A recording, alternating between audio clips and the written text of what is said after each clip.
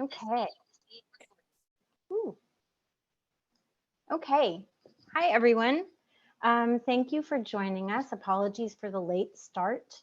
My name is Sarah Freeman. I'm the Director of Exhibitions at Brattleboro Museum and Art Center, and it is my pleasure to present tonight's artist and curator conversation with Anina Major and Sadaf Padder. Admission for this program is pay as you wish, and if you'd like to make a donation, you can do that at brattleboromuseum.org/support. And you'll also find some information about membership on that page as well. This event is presented in connection with the exhibit Anina Major, I Land, Therefore I Am, which is on view through October 9th at BMAC. In tonight's program, artist Anina Major and curator Sadaf Padder will discuss the exhibit and Major's artistic process, and then we'll have some time for Q&A with all of you. If you're joining us on Zoom or Facebook Live, you're welcome to ask questions at any time, and we'll save time at the end of the talk for questions. To submit a question or comment, if you're here via Zoom, please use the Q&A button on your screen. And if you're watching on Facebook Live, you can type your questions or comments there, and we'll keep an eye on that too. So with that housekeeping taken care of, I'm going to do a quick introduction to Anina and Sadaf. Anina Major's work has been shown in solo and group exhibitions at numerous institutions, including the De Cordova Sculpture Park and Museum and Mass MoCA. It is also held by many museums, including the Los Angeles County Museum of Art, the Museum of Fine Arts in Boston, and the Smithsonian National Museum of African American History and Culture. Major holds an MFA from the Rhode Island School of Design.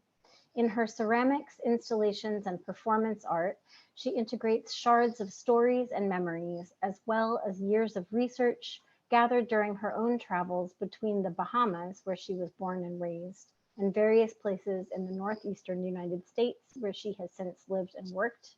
And she is joining us tonight from far away and somewhere where it is much later than we are here. You're in the Netherlands, is that right? Yes, I am. Okay, well, thank you for being here. And Sadaf Padder is a Brooklyn-based curator, community organizer, and creative advisor. She is also the founder of the Alpha Arts Alliance, an arts agency focused on historically underrepresented artists with a focus on women of color. It has been such a pleasure collaborating with Anina and Sadaf, and we are thrilled to have them joining us tonight for this program. Welcome, thank you for being here. I'm gonna disappear and let you two take it away. Thanks, Sarah. Thanks for inviting us.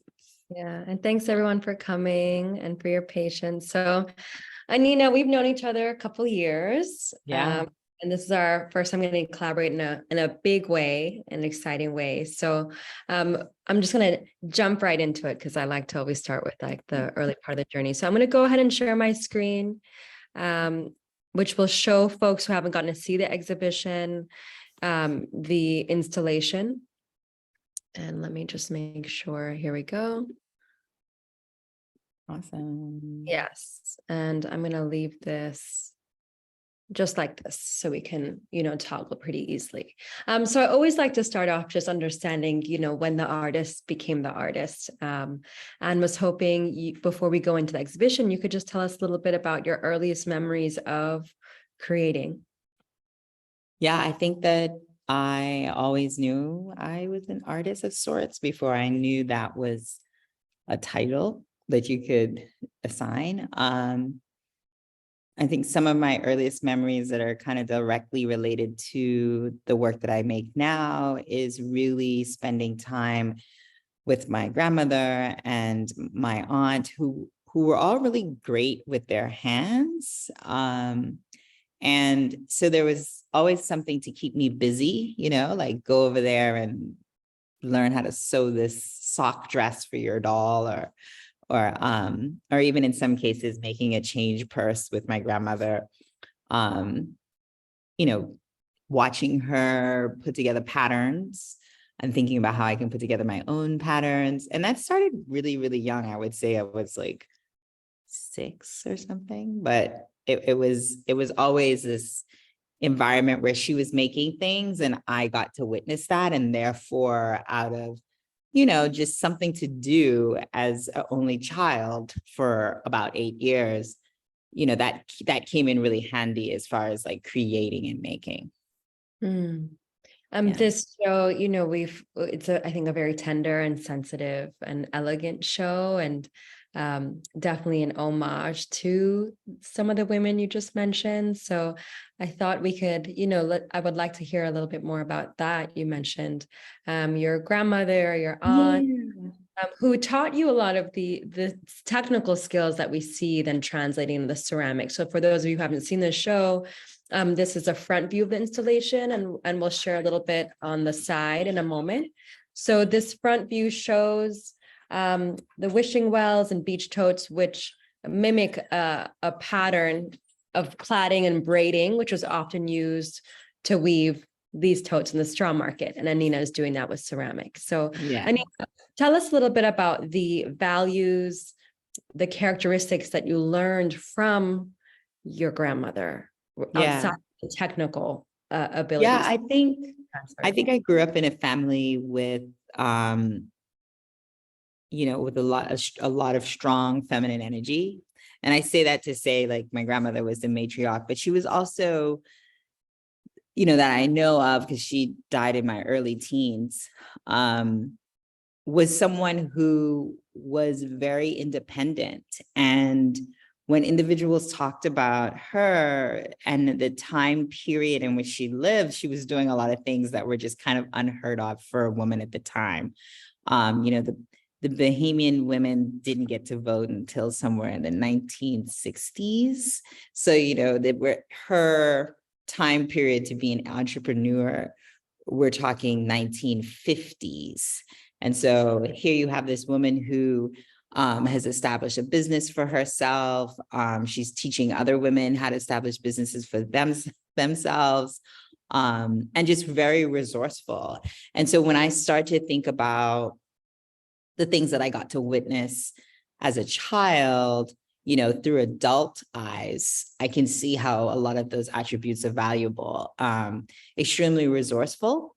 The concept of that, these woven objects are made from palms that are grown locally. And it's like, you really have nothing else. It's just like harvesting this plant, tending to the land, coming back and, replanting, making sure that you harvest in a way that encourages new growth, being able to take that material wise and prepare it through a somewhat long process of drying them out, and then creatively weaving them into something that would be useful or utilitarian for not just your life, but others who may want to purchase. And of course, it became very commercialized as the tourism boom picked up in the Caribbean islands in the 50s. So, there's this kind of entrepreneurship, resourcefulness,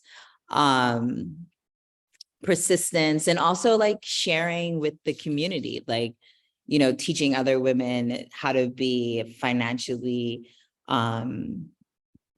independent or more resourceful. I think are all the things that I kind of naturally inherited and didn't really realize it until I'm starting to think back through, my own adulthood. So that's the biggest kind of takeaways I think I've taken away from my understanding of our relationship. Yeah. And in learning about her through you, she was such a pioneer, and I see you as being a pioneer now in terms of contemporary and ceramics.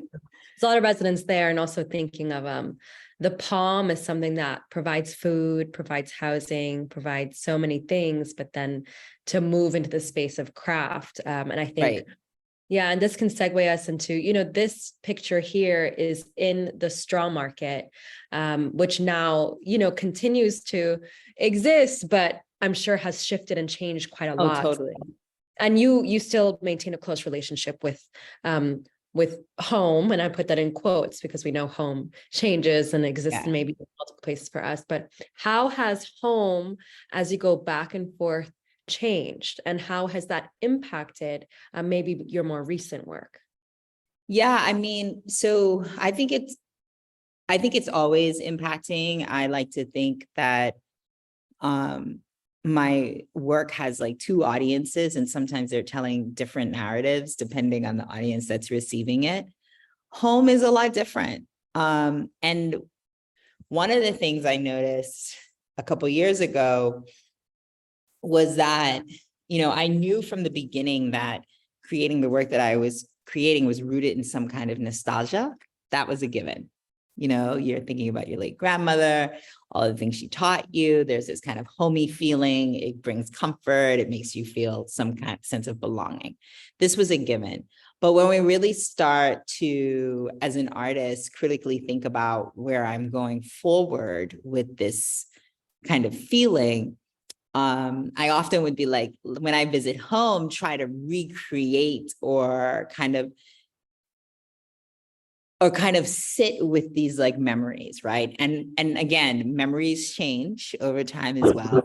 And so a couple of years ago, I found myself going home to work on a video project that I wanted to recreate this commercial for the Bahamas that was created in 1950s. And I thought the language was a little, well, not little, I thought the language was offensive in some ways because it kind of didn't differentiate the people from the land or in any way. It was just kind of like all conglomerate as something you could like package up and digest and experience.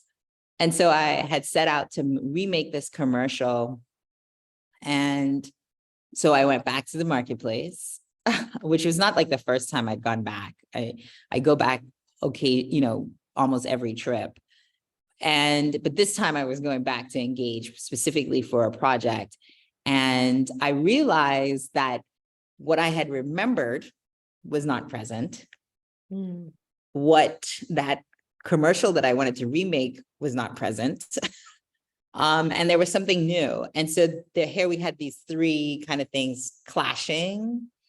And then it made me start to think about, well, what do we want to do with this memory? I wasn't particularly interested in recreating the memory because in my head, that was no different than the fabrication of the original commercial. And so it was like, well, how do we authentically represent what's really happening? And that was a moment where I decided that this particular project had to be reflective of what is. And so when I think about my work, even though there's this layer that comes from this really nostalgic place, I also am realistic and realize that what I'm utilizing is the lessons learned and the language that was taught to me. And when I say language, I mean the style of weaving. And I feel like as someone who lives in current day, the best kind of manifestation of what I learned is how do I apply that to concepts and narratives that I want to tell about my lived experience today. And so going back home has really been able to put my work in that kind of perspective for me. Like, what are we doing here? Like, are we just recreating or trying to make something from the past? Or are we taking the history that we already know and pushing it forward into present day that will then be looked at future-wise? Mm-hmm. And I think that's why the form of ceramic lends itself so well to this conversation too, because ceramic is something that has been a cultural identifier for so many cultures and essentially can last forever, if we think about preservation. And so, this is also an older photo of the market. It's more recent.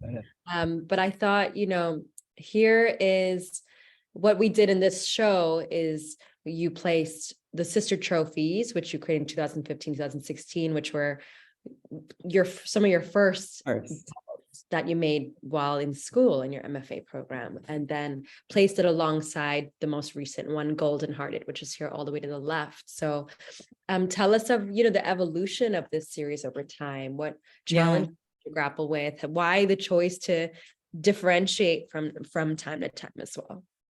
Yeah, I mean, I think, well, I mean, if we're living, we're growing, right? Like if we're living, we're evolving. And I think that's going to be evident in my work as well. My interaction with the doll has taught me so much. So those who don't know, I was living in New York City, and it was a time when I started to realize that I probably was not going to live in the Bahamas full time anymore. And that, you know, this country was going to be like my new home in some ways. And I was grappling with those emotions, and there was a level of displacement with that. And then I came across this straw doll from the market that they usually sell, sitting in a Brooklyn thrift store. And I kind of felt some kind of way about it because it felt like it was discarded. It felt out of place. And I connected with those feelings given where I was at that time in my life. I purchased the doll in this like quest to save it. And I took it back to my studio, and, you know, it started in this place of, I don't know, Bahamian people are very prideful people. And usually, you know, you don't leave to go to school and never come back. And that's kind of where I was. And I was really conflicted about that, you know? And so seeing this doll out of context really, really like honed in on my feelings that I was having at the time. And I wanted to, I don't know, make a statement like, never again will you discard this. Like, how could you not value this enough to keep it? Like, these were the kind of questions that were coming in my head. And that's really the entry into the ceramic work, because I was thinking through like, well, if this was not made of straw, how would you value this? Like, how can I make this more of a valuable thing? And that's the concept of like thinking through souvenir type objects and how they travel across the world and pass from one ownership to another, the idea of being discarded or displaced. And I was thinking through like, well, there are things that are valued that you don't put at the thrift store, that you go, this is what I'll leave to my granddaughter, who will then leave it to her daughter. Like, you know, there are objects. And so this exploration of, well, what makes these objects worthy of that versus not, started with this kind of inquiry into the medium of ceramics. And I started in this kind of figurine context, and like the idea of porcelain and making this doll out of porcelain. So I made the doll out of porcelain, the first one ever.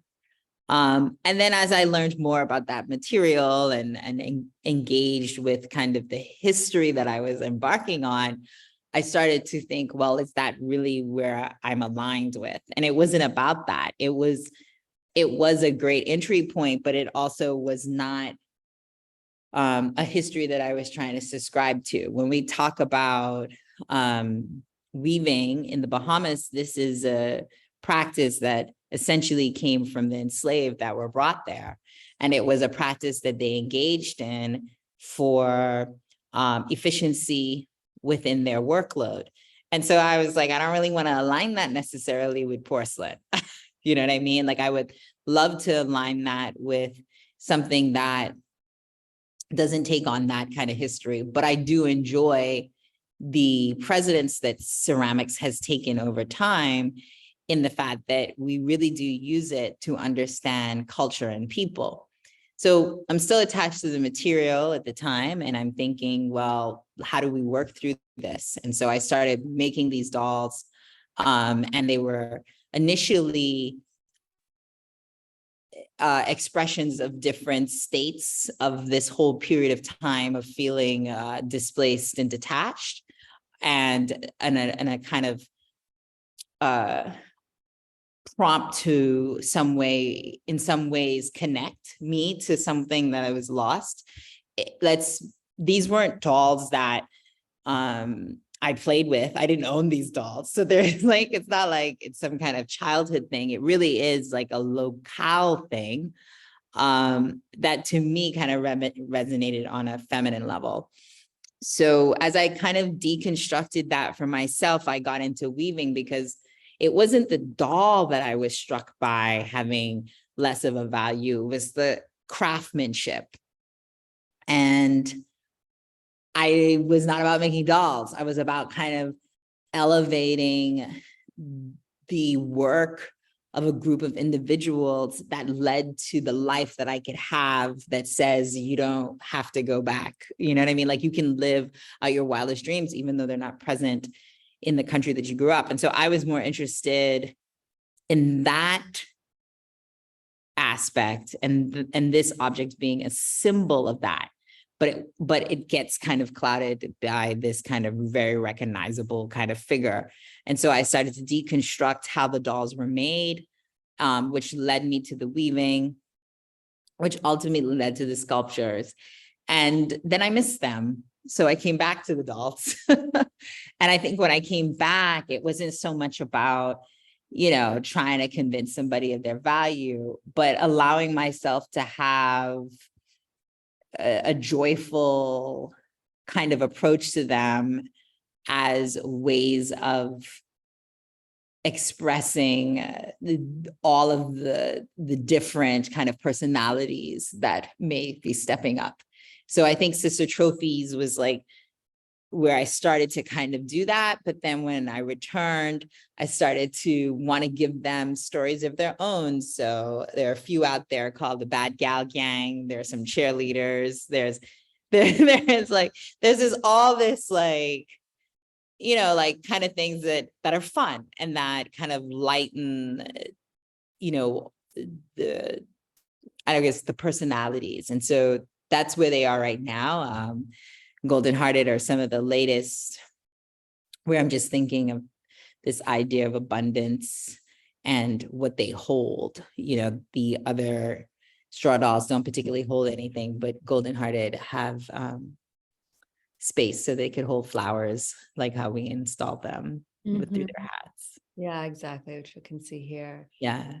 So, you know, for me, as I was experiencing this installation, there just seems to be this deep sense of honor and also pulling from multiple heritages and how those things connect. And so, you know, you had made a decision of placing these in prayer houses, you know, these wooden structures. And so let's talk about that and the, you know, the connection of that to the Bahamas as well. Why that parallel?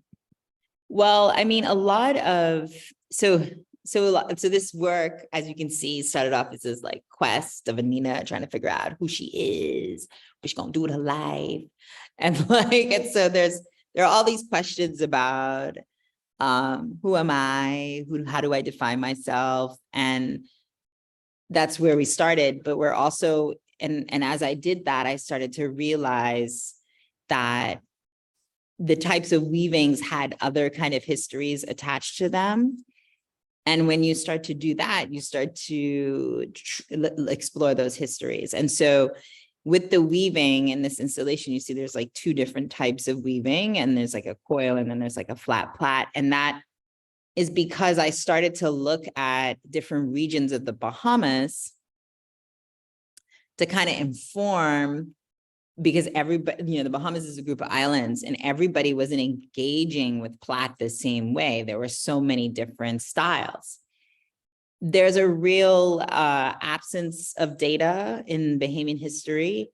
And one of the ways that we fill in that data is kind of looking at other regions of the world that have similarities.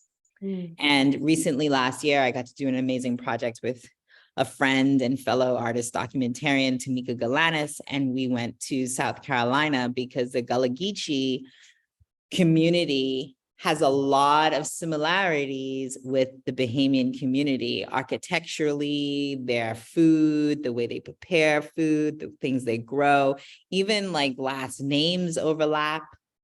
And in further research into this, we realized that a lot of the loyalists, as we call them, that took up plantations in the Bahamas also had plantations in South Carolina. And they not only just spent all year in South Carolina, but they also, transported their goods and their belongings and enslaved individuals between the Carolinas and the Caribbean, Bahamas. And so it was natural that you saw these similarities between a group of people, not just because they came from the same region on the continent of Africa, but also because there was a cross-pollination between their travels between the Caribbean and South United States of America. And there's an ongoing history of individuals from the southern states migrating down to Florida and then on to the Bahamas. And so there is a small community on one of the islands in the Bahamas that engages in a type of weaving. And I have some connection to that island through my father's side. And so for me, this research is really rich because, again, like my name, Anina Major, the last name Major isn't the most popular Bahamian name, but when I went to South Carolina, it is. It's a very popular last name. And so that was kind of like even a shift for me too, because I was like, I rarely hear the last name Major. And so then, so there's this kind of research that's going on as well within my practice, where I'm trying to kind of connect dots with things that we may not have considered in the past. And that's kind of what led to the praise houses, because we'd been doing all that research. And one of the things that really struck me was the architecture that was similar to in the islands of the Bahamas and South Carolina along that corridor. Yeah. Do you find as you're moving through this research, are there moments of like levity, joy, heaviness, like as you were encountering these moments where you found the connection and seeing your name, for instance, what was the feelings that came? All of the emotions. I mean, it's all of the emotions. I think there's joy, there's happiness, there's sadness, there's anger, there's guilt. They're all of the emotions kind of compounded in once, because you're just receiving all this information, and honestly, a lot of it is not factual sometimes. So you're also inferring, and that leads to a little bit of the emotional kind of journey. But I also feel like as an artist, I could make anything about anything. And if I wanted to make something that spoke to these things that I'm learning, then this is the opportunity to do so. So yeah, a big part of it is like, well, how do I make sure that this doesn't continue to get lost? Or how do I inspire or influence someone else to consider this research as something they may want to write about or write, or even study? Yeah. And I think if we look here, just where we have the central part of the installation, and when you look at it, it's like an abstract form figure. Yeah. You're pulling from different bodies of work that were made at different times. And so there's this idea of like pulling and weaving and putting together from various places to create a sense of wholeness. And so definitely. Yeah, so I thought, let's go into talking about this video performance piece, Heavy is the Head. I actually had I got to experience you performing this in person. We were in Miami, and you seem to really just you have to go to another state because that crown is heavy. Yeah. I know it's heavy. And I got the chance to be there with you and experiencing you, but also experiencing the audience and the way they were receiving this durational performance. So describe the place you have to go to maintain that performance, and why you do this performance. Yeah, I mean, Heavy is the Head started in one place. When I originally did it, it was really kind of parsing through themes of having to maintain grace under extreme circumstances. I don't know. I like that parallel. Same reason I like clay. It's like these two things can exist at the same time. And And Heavy the Head for me came about when I was really, when we were just seeing such an increase in viral videos of violence against Black people. And it was really, really hard some days to get up and want to go and just pretend like it's a normal day when you see kind of, this kind of action taken against something that's so similar and connected. And I think that was something I really needed to parse through. It was also the summer I lost a family member that was close to me. And, it was just a lot of emotional stuff at the time that I felt like I could grieve, but not publicly. Like there's still an expectation that I needed to maintain a level of grace. And again, I was always still parsing through this concept of the marketplace. And, there is an image of a woman carrying a basket with some chickens. It's a very popular image that has been used to kind of document the native going to the market in the Bahamas. And the whole image is staged. It's fake. It's not real. She was pulled off the street, put into a photo studio, and it's like an image that goes on forever, perpetuating this idea that she's like balancing this thing on her head. She's this hardworking woman that's going to the market. Like it just like is ongoing. And so I like to start with things that are recognizable. And to me, everybody recognizes balancing something on your head. It's universal, it's global.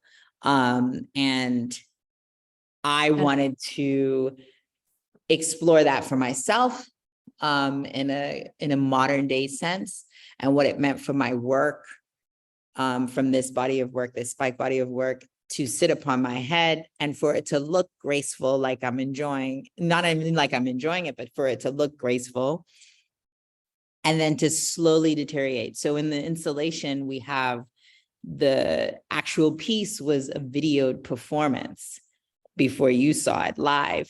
And it's a very, very slow moving video, but purposeful, because I wanted it to, at a glance, appear as a portrait. But I wanted, if you were to stare at that portrait, to see that I'm actually moving and that I'm actually experiencing something, and that there's more to this than a still image. So it's like this very slow kind of draw you in situation that you could miss if you weren't paying attention. When I was asked to perform it live, I'm not the biggest, I wasn't quite sure about the context of that. But one of the things that actually got me to the point where I thought it was a good idea was, here I am, there's a layer to this work that deals with consumerism, marketplaces, right? And like this idea of performance in public and like what's staged versus what's real, right? Because one of the inspirations for this was that image that I mentioned before. And so when I performed this in Miami and Entitled, I really was also doing an experiment for myself. Like I was trying to figure out, like, of course, initially it's an art fair. You're going to walk through and you're going to think, okay, here's the performance piece, one with a thing on a head. Mm-hmm. Oh, just keep moving. But I thought to myself, like, over time, I was clearly going to be in pain. Like there was no way I was going to be able to do this without being in pain at one point.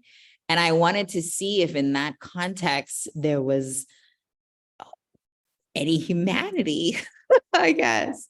Not that I wanted to display pain, because I think I personally was hiding most of it, but I wanted to see like where humanity came into place in a commercial setting like that, and whether or not, the environment influenced one's personal interpretation of what I was experiencing in that moment.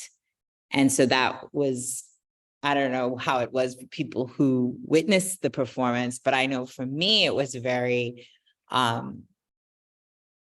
informing, about, the context of an environment and the expectations of, I guess, a viewer, audience, etc. And I feel like there's this moment as well of like, is it uncomfortable for people to be watching and observing you? Do they know what you do? Do they make like you and I were, I think we were in eye contact for a big part of it, but for other folks, I think it also raises the question of, as you're looking at these other viral videos, how are you wrestling with those feelings that come up as well, and the ethics of the things as well? Right. Yeah. And what prompts you to want to do something versus not do anything, or like, or how do you process that? Yeah. Yeah. When do you step in? When do you support? What does that look like? Yeah, Yeah. for sure. So, and looking at, an exhibition is extremely personal, and these items, going back to the craftsmanship and the folks who were originally creating these items in the market and the particulars of the region, most of the times these items are anonymous. Is that right? Or were there particular craftswomen whom became renowned for? I think, there are a lot of local heroes that work with this craft. I think it's also one of those things where, I think of it as art and artistry, but that's not always a common understanding of this in the Bahamas. I think recently in the last 15 years, maybe, but prior to that, it was a means to make a living. It was a part of economy. It wasn't about creativity. And I think now we're starting to look at that as that it does have a life of its own as creative material as well. But I think it goes back generationally.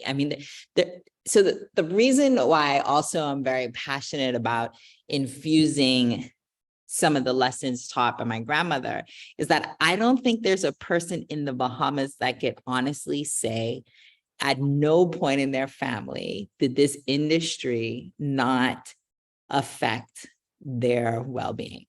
I don't think there's a point.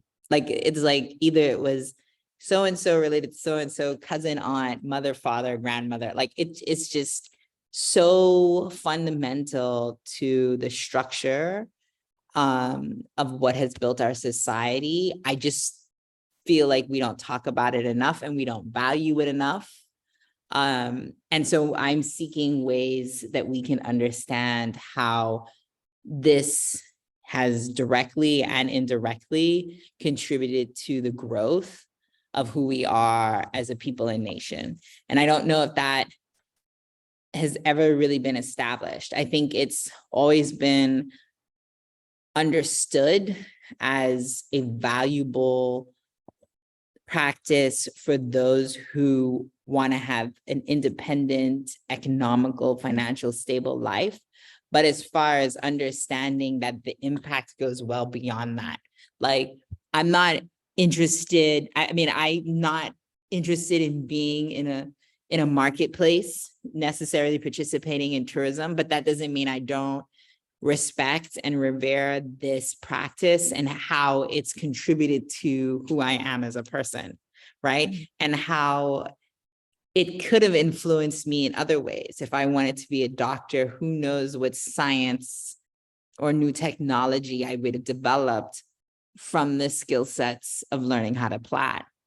And that's the question that I have. Everything doesn't have to be one-to-one. Where do those skill sets influence an upcoming scientist or upcoming environmentalist, which is a part of it because this craft is related to so much, right? You have to tend to the land. The land has to be protected. We can't overdevelop it. Well, how does that influence someone who's, I don't know, grand aunt was a straw vendor and harvest straw? What is their relationship to the environment and the land? How do they feel about it, given that they've experienced that growing up as some of the foundation of their family structure? So that's really where I'm pushing it when I talk about trying to pay reverence to this particular industry and the people who operate it. Yeah, and that brings us beautifully to this full circle moment you created by honoring and bringing in strong goods from the marketplace, and I think from women you personally know as well. So just tell us about what you brought into the gift shop. Yeah, I mean, this was a great opportunity, first, let me say. And it wasn't the easiest to kind of sort out, I guess. But when I thought about it, I thought it would be a great way to kind of expand the audience for this work. A lot of straw work is usually like you have to see it where you are, and then, you go from there. But I also wanted to think about what this would mean for them. And a lot of them love that their work is like in the museum, and they're just like, this is so grateful. I wish I could have done more. But a lot of them love the idea that their craftsmanship is going to be witnessed and seen by others and appreciated by others. A lot of hard work goes into making this work. So I don't know, like I could go into detail, but like,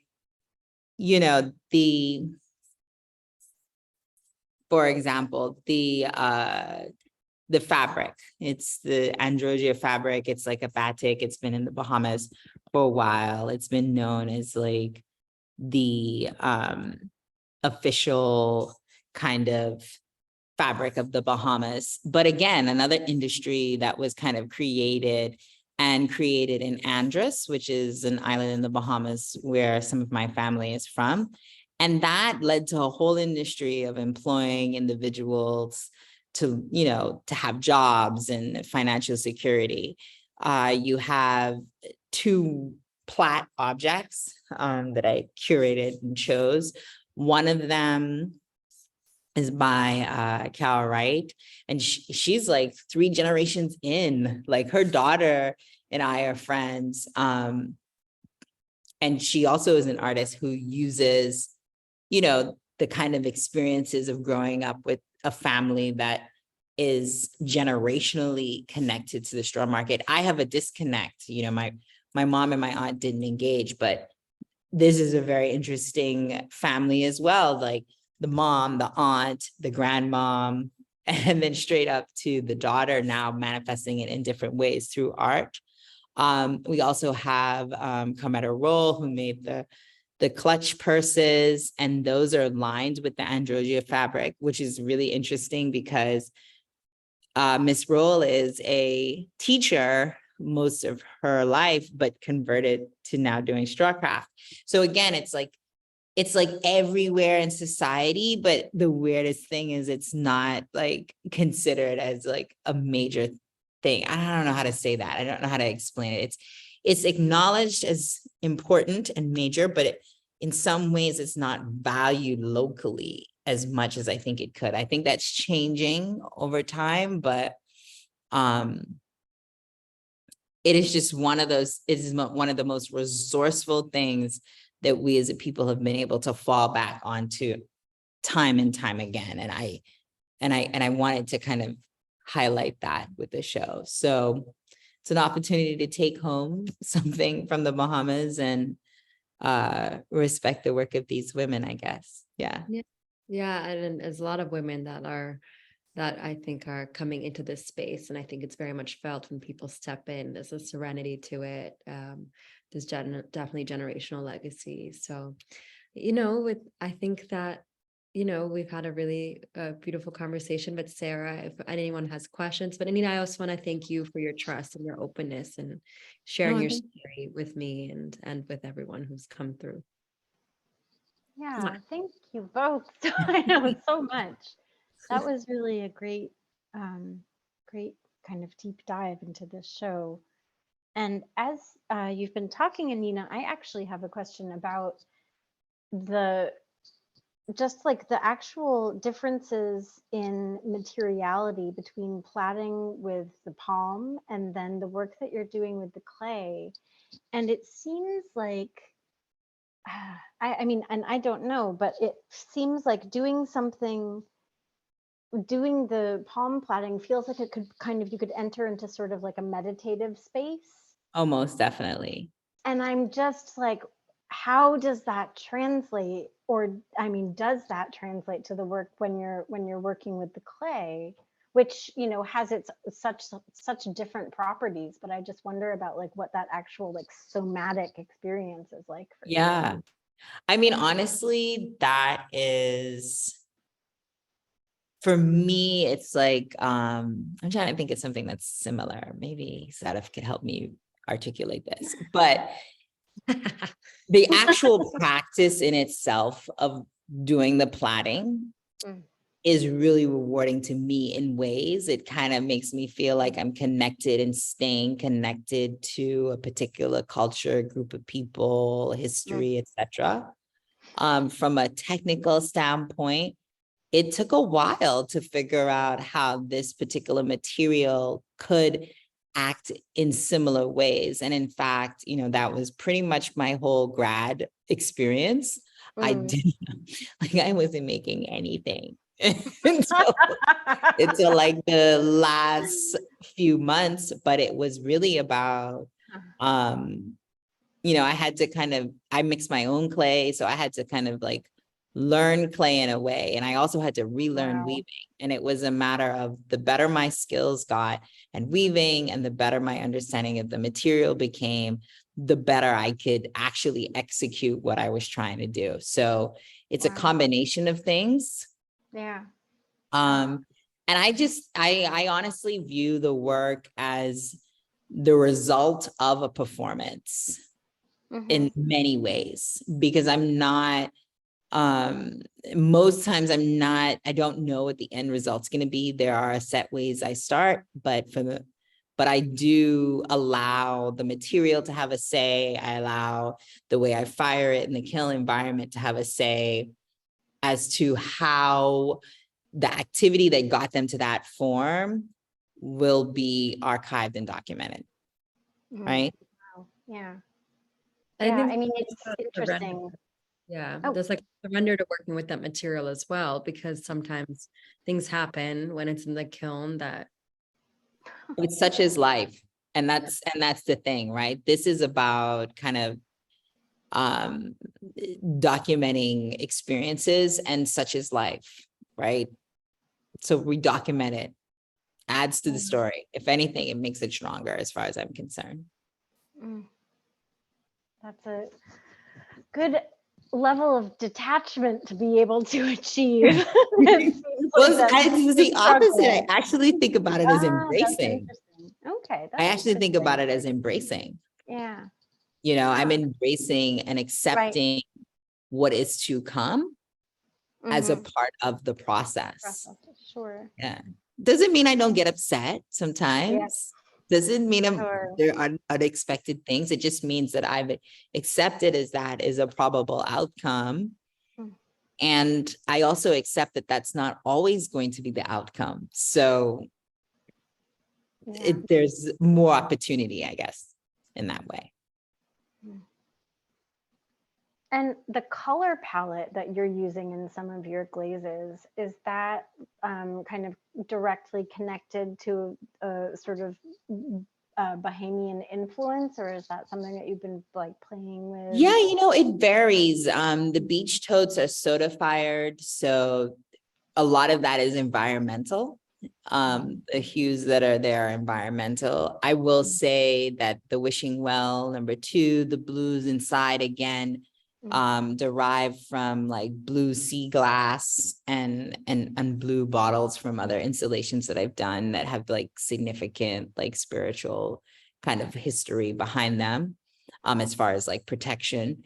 And then sometimes I just like the combination of certain colors. And I think has a lot to do with kind of my outlook, I think. I think it varies from piece to piece, but within each installation, there is kind of this like deep kind of thought through how I want the finish to feel. And then I allow, you know, the environment to interact with that. Nice. Let's see. I think we should probably wrap up and let you get to sleep. I know. This has I been know. such a long day for you, and I really thank you so much for being here. And No, Sadaf, thank you. thank you so much for leading this conversation. Yeah, It's and I really don't think there were any questions from folks. So no. Yeah. appreciate I- you. Thank Thank you. Well, this you is so great. much. Thanks, Yes. Sadaf. Thank you, Sarah. Have a wonderful night, You everyone. too. And thanks to everyone for being here. Take care. All right, bye. Bye-bye.